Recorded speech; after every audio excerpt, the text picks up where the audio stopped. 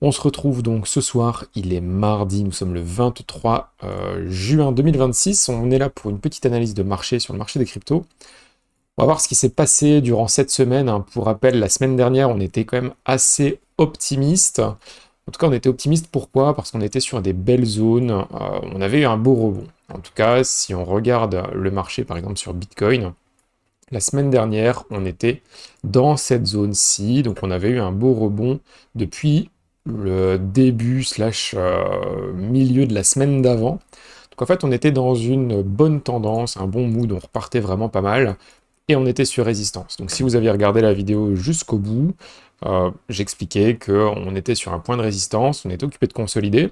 Normalement, statistiquement, une consolidation, simplement une pause dans la tendance. Donc si la tendance de fond, elle est haussière, ce qui était le cas, hein, parce qu'on avait commencé ici depuis le 9-10 juin, on avait pas mal poussé vers le haut, et on faisait simplement une pause dans cette consolidation ici, dans cette tendance, une pause qui était malheureusement sur un point de résistance. Donc je vous avais dit, attention, on est dans une zone où il ne faut pas FOMO, on est dans une zone où on attend de voir qu'est-ce qui va se passer, est-ce qu'on va rebondir et passer à travers la résistance, ou à l'inverse, on est plutôt dans une pause qui s'apparente plutôt à un retournement.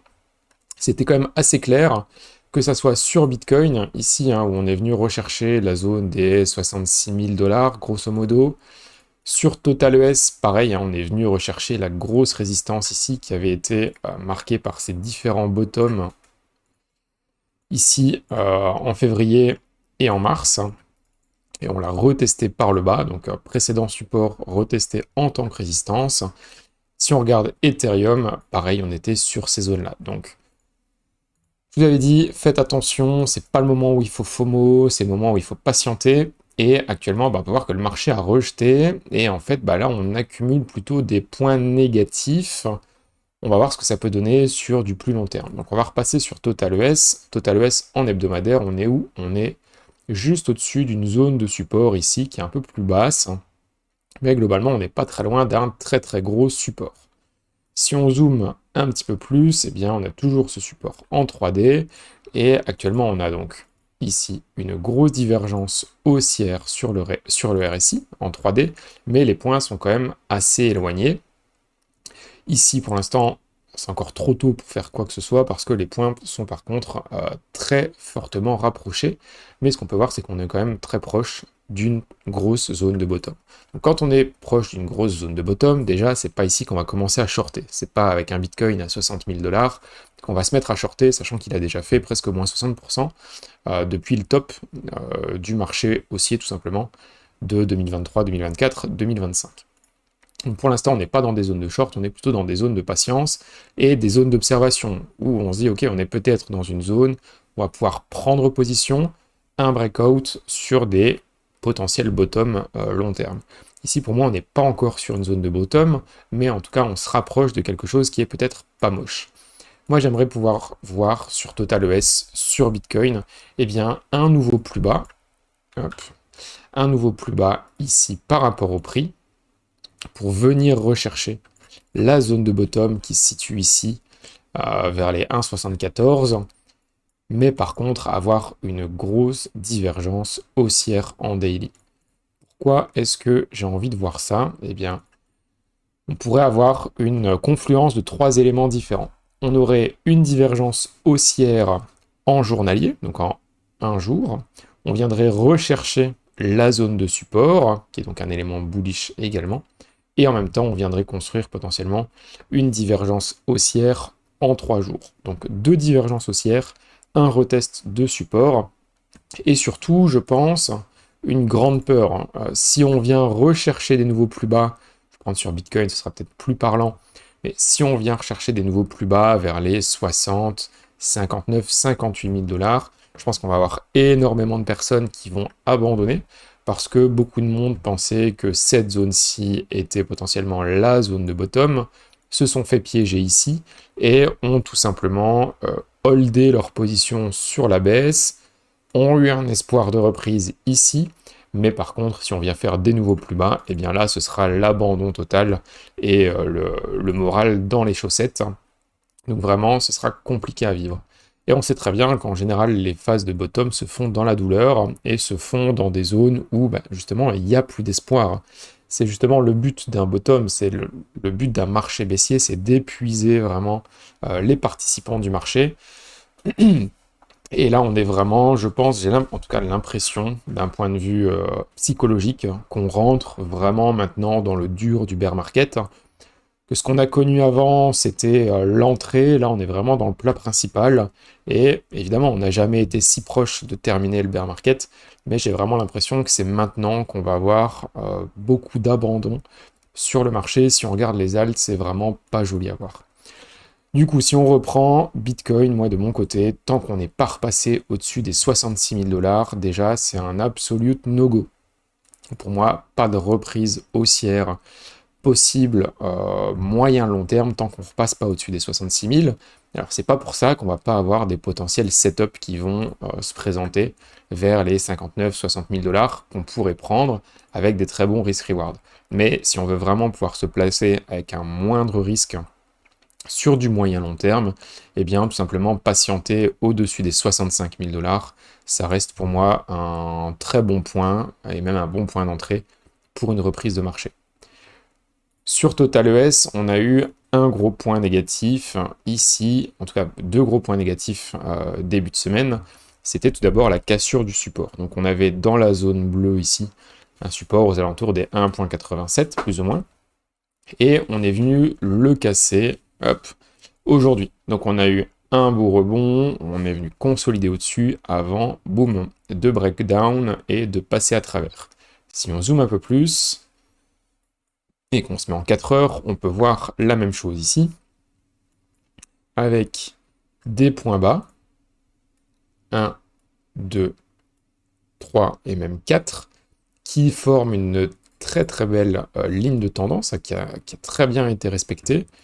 On est venu rebondir tout pile dessus, et eh bien aujourd'hui on a eu cette grosse cassure baissière, avec cette grosse bougie rouge en 4 heures ce matin, qui est venu vraiment passer à travers le support. Donc on a eu deux breakdowns qui étaient vraiment importants. Ça montre bien que le marché n'est pas prêt à repartir. On a eu ici donc un enchaînement d'un point haut avec un deuxième point haut, un point bas et un deuxième point bas. Donc pour l'instant, en 4 heures sur Total ES, mais c'est la même chose sur Bitcoin. Quand on n'en est pas loin, on est potentiellement occupé de construire vraiment une grosse reprise baissière parce qu'on a un top, un autre top, un bottom ici. Alors ici, est-ce qu'on aurait un bottom ou bien on va continuer à s'écraser? Je ne sais pas. Si on a un bottom ici, je vais le mettre en vert pour que ce soit plus parlant, eh bien, ce serait peut-être intéressant parce que ça voudrait dire qu'on n'a pas de nouveau plus bas par rapport au low du 18 juin et qu'on pourrait venir potentiellement rechercher la zone des 64 800 $, qui viendrait faire une sorte de double bottom. Un dessin vaut mieux que 1000 mots. On aurait potentiellement quelque chose comme ceci, qui nous emmènerait à venir recasser la zone des 67 000 et repartir vers le haut. Pourquoi pas rechercher les 70, 75, 80 000 $. On va pas aller sur des targets beaucoup plus hautes pour l'instant, mais en tout cas, on pourrait avoir un certain espoir. Donc il faut toujours avoir les deux scénarios en tête. Un scénario plutôt typé haussier. En fait, on va dire, ok, si maintenant le marché devait arrêter de baisser et qu'il devait tout simplement se reprendre et repartir vers le haut, à quel moment je distingue un simple rebond d'une réelle reprise haussière? Bien, je pense que si on vient casser déjà cette zone ici sur Bitcoin aux alentours des 64 700 $, ce serait déjà un très bon point. Bon, pour ça, il faut déjà repasser de 62 jusqu'à 64 800. On n'est pas encore arrivé jusqu'à là. Mais si on a la cassure de ce point-là, eh bien, potentielle reprise pour moi. Et alors, si vraiment on a quelque chose comme ça qui se passe, ce qui serait surtout intéressant, c'est d'avoir sur du high time frame un beau bottom ici, et potentiellement un deuxième beau bottom ici, qui est plus haut que le précédent, avec un premier top, et pourquoi pas venir rechercher un deuxième top ici, pour repartir sur une tendance baissière. Donc je vous montre vraiment les deux côtés de la pièce, le scénario bullish et le scénario bearish. Le scénario bullish, c'est celui-ci, je vous l'ai expliqué, et pour moi, le scénario bearish, c'est de venir s'écraser encore pour aller rechercher les 58, 59, 60 000 $, qui sont plus très loin, hein, mais je pense vraiment qu'on peut avoir un rebond dans cette zone-là, et c'est certain sur Bitcoin que si on y va, eh bien quand on voit la distance sur le RSI, si on vient rechercher les 58, 59 000 $, on aura une très belle divergence haussière. Donc je pense que ça peut être des points intéressants. Si on y va de manière assez brute, entre guillemets, je pense qu'on pourrait avoir vraiment des très gros ravalements haussiers par la suite, peut-être accompagné par des news bullish sur le marché, je n'en sais rien. Mais en tout cas, c'est des setups qui se présentent généralement sur des points bas de marché. Et là, ça s'y prête plutôt pas mal. Si on passe maintenant sur Ether, je vous le disais, on a eu un gros point ici, multiples confluences, hein, j'en parlais la semaine dernière. On en a plusieurs. En 3D, on avait cette ligne de tendance qui était construite à partir d'ici. 1 point, 2 points, 3 points, 4 points ici, on était venu chercher sur les mèches. Et on était occupé de retester la semaine dernière quand on a fait la vidéo, avant de venir s'écraser. Et en plus de cette zone oblique, on avait aussi la zone horizontale. Donc on avait le support ici qui était composé des bottoms de début février. Encore une fois, qu'on venait retester tout simplement par le bas, donc grosse zone de résistance, que ce soit en daily ou en 3D. Donc ça, c'est le genre de setup où on va absolument pas FOMO, on va pas aller reprendre des achats sur de l'Ether à ce niveau-là, sauf si on a des très beaux setups en petit time frame, hein. Par exemple, si vous avez une très belle entrée qui se présente en 1 heure, en 4 heures, eh bien là, ça peut se tenter, parce qu'on ne sait jamais, sur un malentendu, une très bonne reprise de marché, et un marché qui se décide à vraiment repartir vers le haut, eh bien, ça peut donner des très bons risk-reward, mais sur du high time frame, du daily, du 3D, on n'était vraiment pas dans une zone où il fallait prendre des positions comme ça. Ça, c'est pour ETH USD. ETH BTC, pareil, on était dans la même zone de résistance. On a fait un très beau jeu de ping-pong. Si on dézoome un petit peu en 3D sur ETH BTC, on a eu un beau jeu de ping-pong en fin d'année 2025. On a eu tout ce support ici, toute cette consolidation. On l'a cassé par le bas. On est venu la retester ici sur les mèches. On est venu retester mi-avril, avant de venir à nouveau s'écraser. Et ici, on refait encore un beau jeu de ping-pong où on avait cette belle résistance. Je vais me remettre en daily, c'est plus propre. Cette belle résistance ici vers les 27-22 qu'on est venu retester à nouveau par le bas en tant que résistance cette fois-ci. Donc là, on reconsolide un petit peu. J'aimerais bien qu'on ait une consolidation qui dure bien longtemps dans cette zone-là avant de repartir pour toujours venir casser ce drapeau haussier qui commence à durer, hein. Ça fait depuis bientôt 1 an, hein, quasiment 1 an qu'on est occupé de consolider dans ce drapeau. Ça prend son temps sur Ethereum.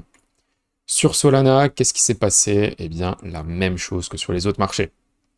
Solana a repris un peu de force relative ces derniers jours pour venir tout simplement s'écraser dans un mur. Et le mur, c'est quoi? C'est le mur des 78 $. Si on regarde, on n'est pas venu le rechercher sur clôture, mais par contre, on est venu rechercher les points bas ici, sur les extrêmes. Donc si on regarde le point bas de la consolidation qui était le 24 février, il se situait aux alentours des presque 76 $, et on est venu rechercher cette zone-là sur les mèches.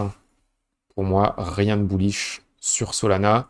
Au contraire, c'est plutôt un retest technique bien bearish qu'on connaît là.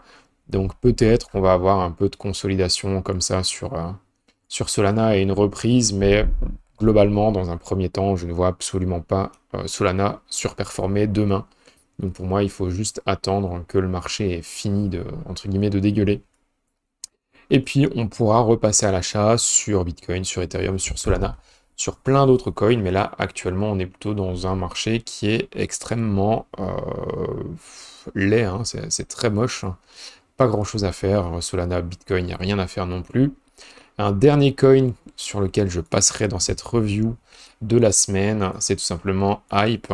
Hype qui a bien progressé, mais qui malheureusement est occupé de construire des choses qu'on n'aime pas voir. Ici, on a quand même une grosse consolidation qui se fait au-dessus de 58 $. Pour l'instant, le support n'a pas cédé. Pour l'instant, on est toujours au-dessus, 3D, daily, etc. En 3D, on a une énorme divergence baissière qui se construit. En daily, on n'a pas de divergence étant donné que le deuxième top, hein, il est plus bas que le premier. Mais en tout cas, en 3D, on a une très grosse divergence. Ça ressemble, alors je ne vais pas jouer à la boule de cristal, mais ça ressemble très fortement à une distribution. Et je pense que les probabilités pour qu'on vienne repartir, peut-être pas rechercher des zones si basses, hein, mais les 50 $ dans un premier temps, c'est déjà bien. J'ai l'impression que les probabilités pour qu'on ait quelque chose comme ça, eh bien, elles sont quand même assez hautes. Encore une fois, j'ai pas envie de me lancer dans des projections et des prédictions à la Madame Irma, mais en tout cas, c'est le genre de setup ici sur le graphique, eh bien, que j'aime pas forcément voir, parce que, ben, compliqué, tout simplement, à aller trader. Là, pour moi, si vous avez des profits à prendre, c'est peut-être une bonne zone pour le prendre, ou alors de placer un stop 3D ici en dessous des 60 $, mais on n'est pas dans des périodes où il faut chercher à aller all-in sur hype, tout simplement. Donc voilà un petit peu pour la review de marché, beaucoup de points négatifs, hein. Patience, ne vous jetez pas sur les cryptos pour l'instant. On est plutôt dans des bonnes zones où ben, si vous faites un DCA, c'est absolument le moment de continuer le DCA parce que c'est dans ces périodes-ci qu'on est content de faire des DCA, peu importe le prix, peu importe la météo du marché, on achète à date régulière avec un montant régulier et ça, c'est la meilleure des choses à faire dans des périodes compliquées comme maintenant.